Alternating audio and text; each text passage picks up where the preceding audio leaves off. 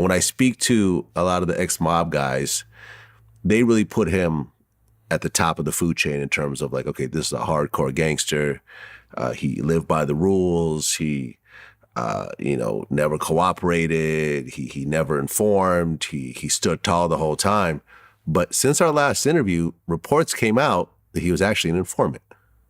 I don't believe it. You don't believe it? No. His lawyer said it wasn't true. I don't believe it.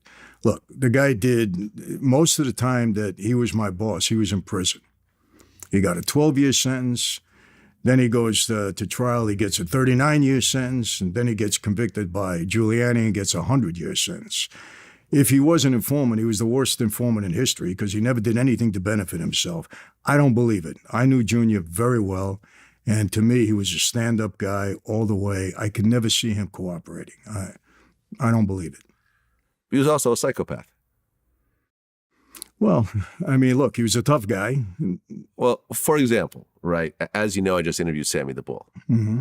Sammy goes into this detail when at one point, because that was his boss at one point as well, right? Timing-wise, I don't know if Junior was, the time that Sammy was with our family, with the Colombos, I don't know if, it might have been Junior in charge, yeah, right after Colombo, yeah. Sammy said that Carmine sent him on a mission to go hurt this guy. And he said to bring him back an ear. Have you heard this story before? Yeah. He said, I want you to bring back his ear.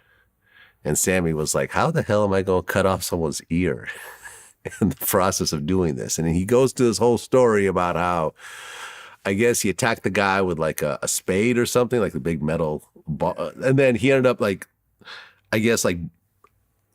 cutting his finger off as he was beating him. And he was trying to find the finger because if he couldn't find the ear, he figured the finger might be like a consolation prize. But then like the guy's co-workers started to show up and there was too much danger. So he ran off without finding the finger. And I guess like when he went back to Carmine had already heard the whole story. He laughed about it because, you're a funny guy. Don't worry about it. That's good enough.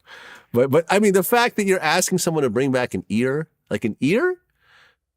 Well, listen. Being a psychopath and being an informant are two different things. Now, Junior was, he was treacherous in his own way. He was a real tough guy. There's no doubt about that.